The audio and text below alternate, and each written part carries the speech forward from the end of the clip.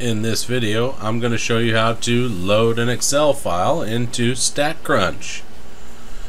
First thing you do is go over to StatCrunch.com and log in, sign in.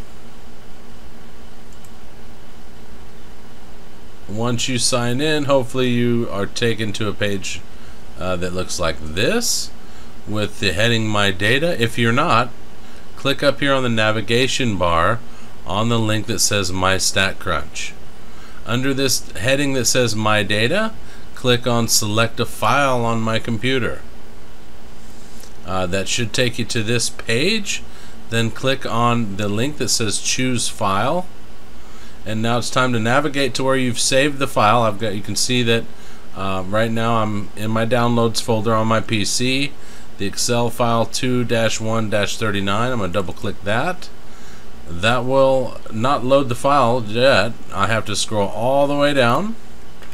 Forget about all that stuff. Scroll all the way down to the end of the page, bottom of the page, and click on Load File.